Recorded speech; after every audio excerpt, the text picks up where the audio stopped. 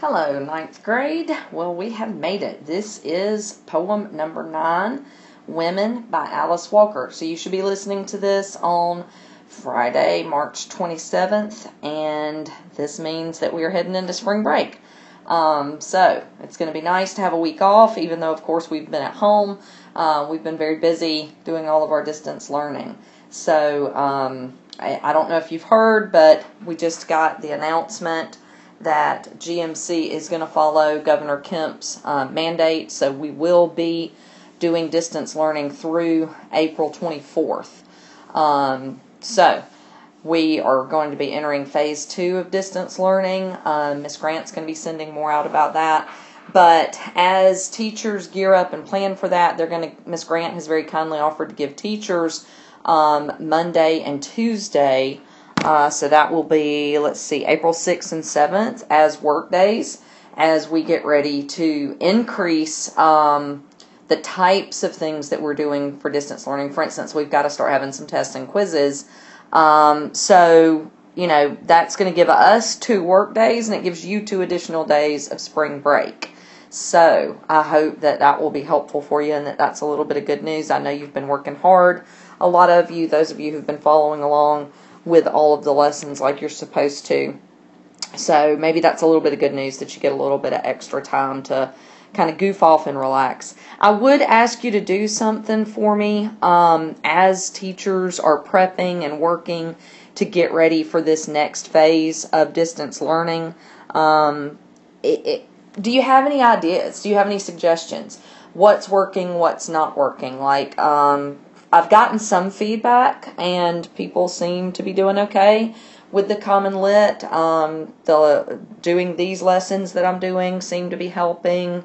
But, kind of some feedback. What do you think as we're moving forward? What would some of your suggestions be? Obviously, not learning at all is not an option. We do, you've paid your tuition for the year. We do have to make sure you're still getting your full year's education. It's even more important in high school because we're talking about your GPA and credits moving forward.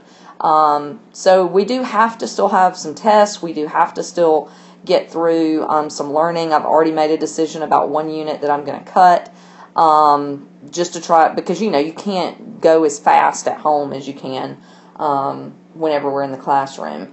So, we've slowed the pace a bit. So I would like your input, though.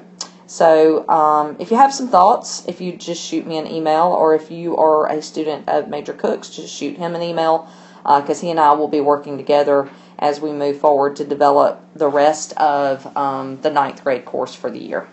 Okay, so let's get going with our poem. This poem is by Alice Walker, and if you don't know, Alice Walker is local. She was actually born and raised in Eatonton, right up the road from us, and she's now very famous. She doesn't live in Georgia anymore. She left for college, and I don't think she's returned to living in Georgia. I think she's lived kind of all over the United States, but she's very, very famous, primarily for her novel, The Color Purple, which was made into an award-winning movie. Some of you may have seen that. It's got Oprah and Danny Glover and Whoopi Goldberg and some other big names in it. So you may have seen that movie. But she is just a world-renowned poet and novelist. She's still alive. She's still writing. She's about my mom's age. And so she... it's fun to study some poems by somebody local, and I think it's important for this poem in particular to realize that she is writing from the perspective of someone who grew up in the Jim Crow era. She did grow up in Eatonton. Her father was a sharecropper, and I know you've studied that in Georgia history, and her mom took in laundry which was a really common thing back then because, in this time period, in the South, you're talking 40s, 50s, things like that. People didn't have washing machines and dryers in their house.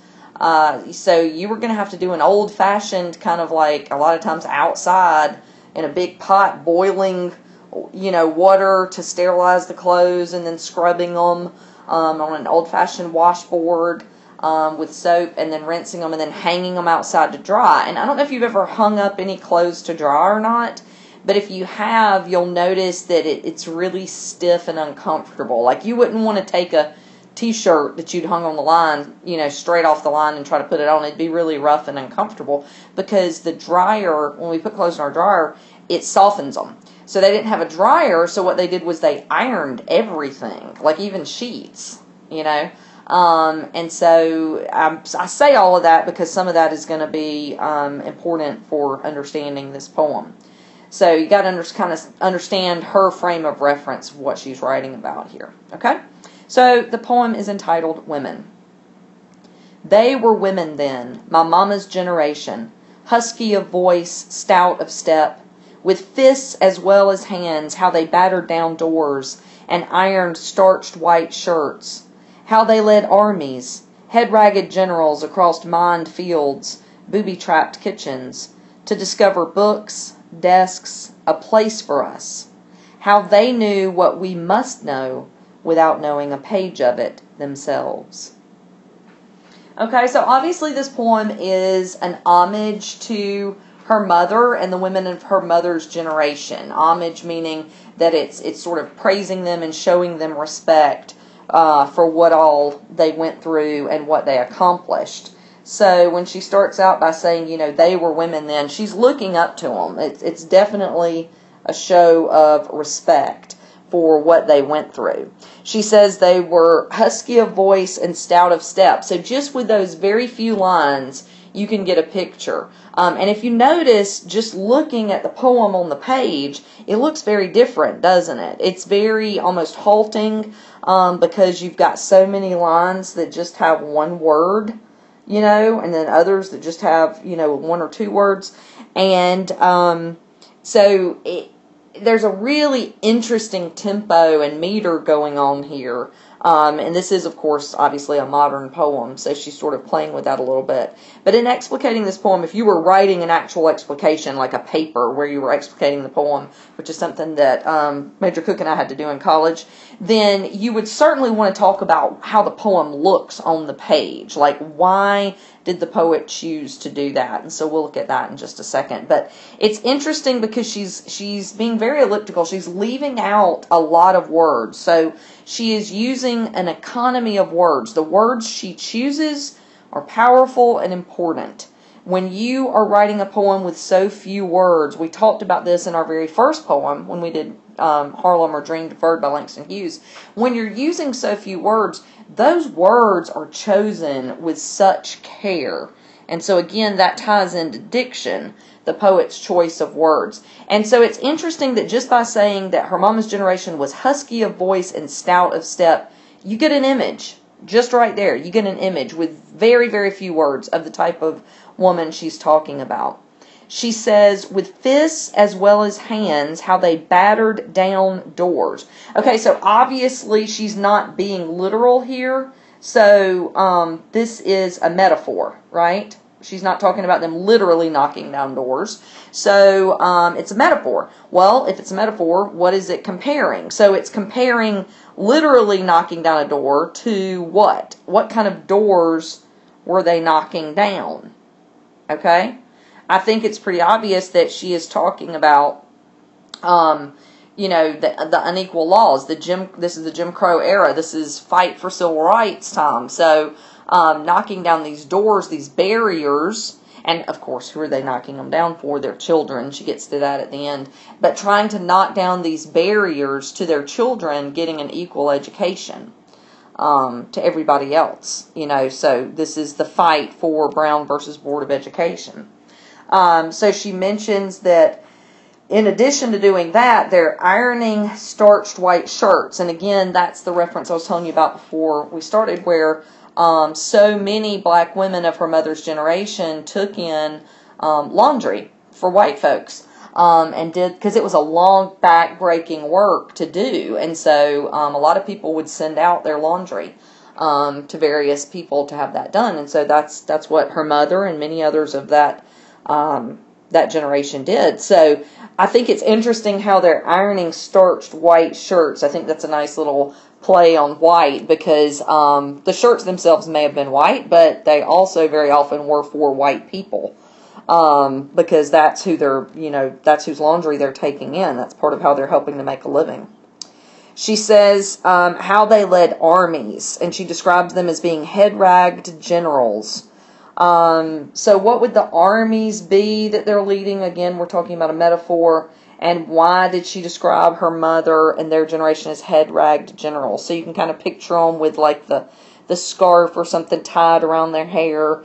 And they're leading armies in this fight. Again, you've got that metaphor for equal rights. For equal rights, for equal schooling, for equal opportunities for their children. But they're having to lead this fight across mined fields and booby-trapped kitchens. Well, you know what a mine is, like a landmine. If you step in the wrong place, it's going to blow up and either kill you or you're going to lose a limb. And booby-trapped, of course, that's like what Kevin did in Home Alone, where he just booby-trapped the whole house. Everywhere the robbers went, they got hurt. So you've got this sense of danger, and it was very dangerous.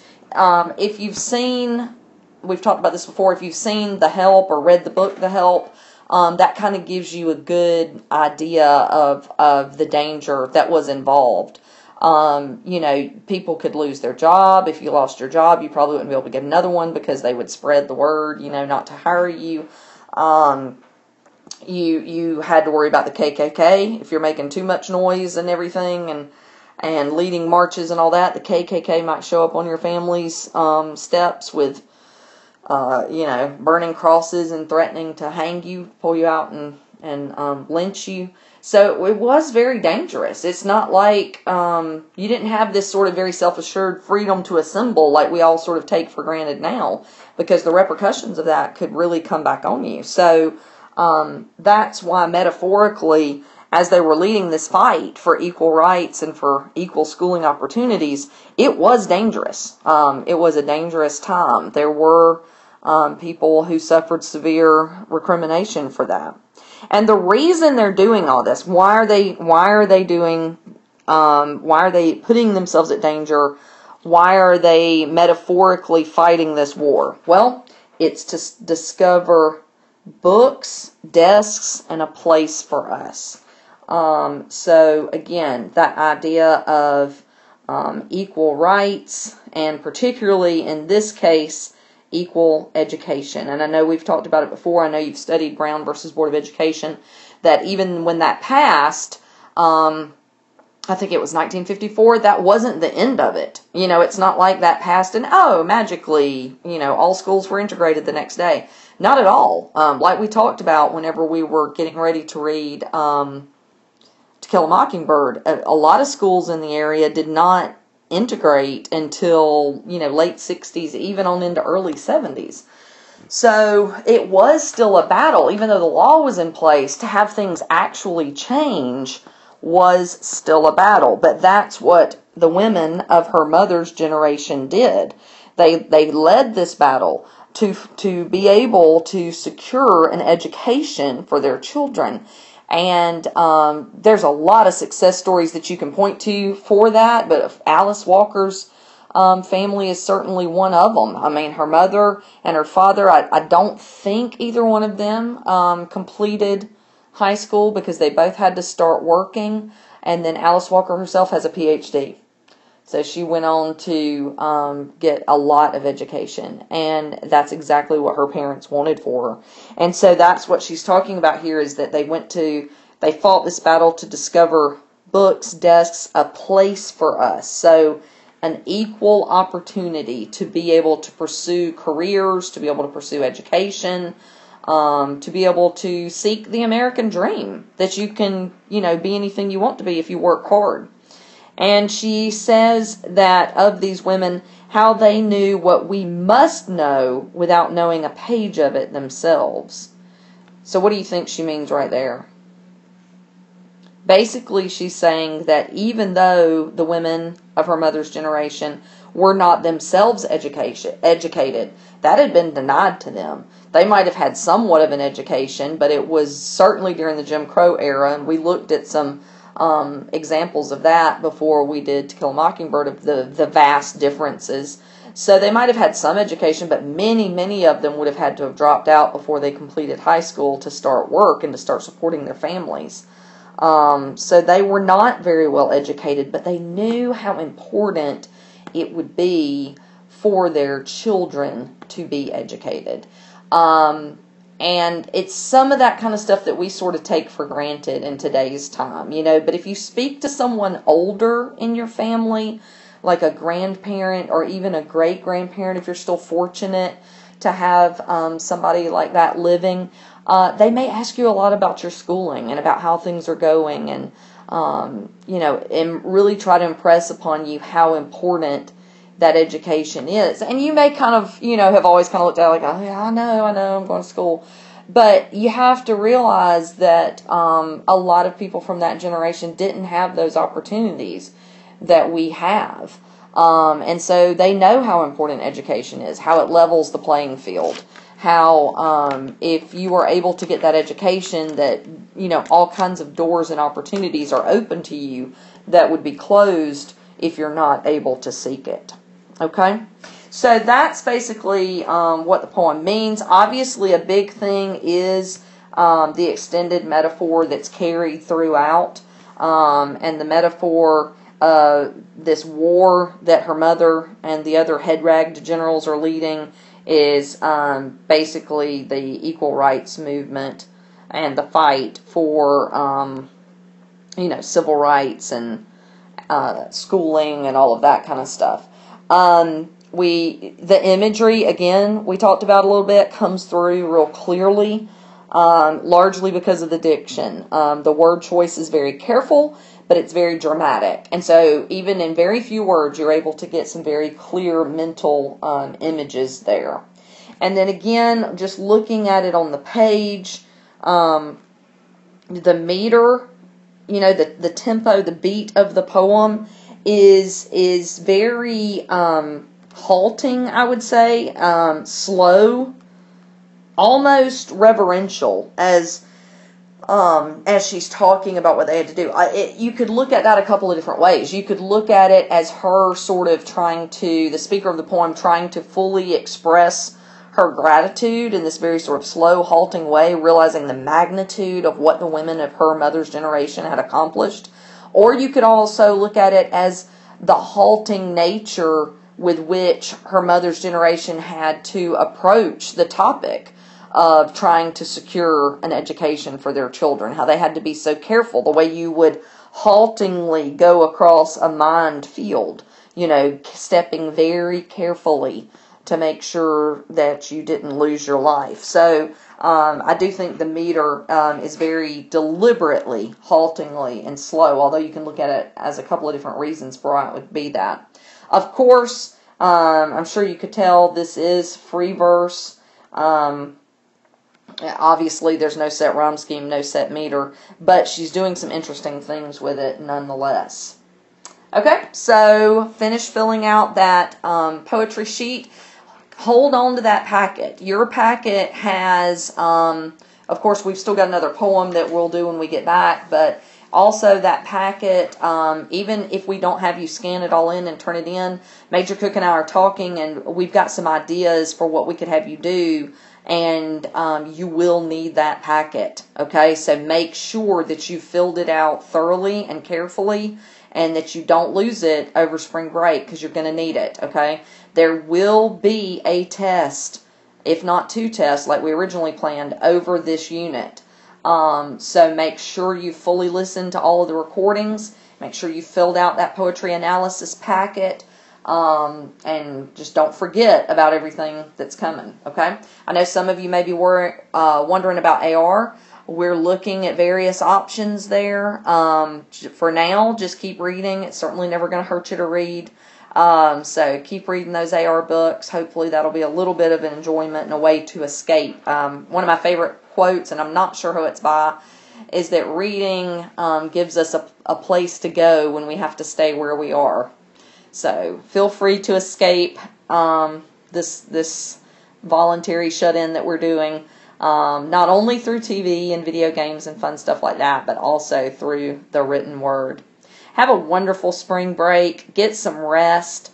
And again, if you have any good thoughts for me or ideas as Major Cook and I are planning this next phase that we're entering of remote learning, make sure and send those to me.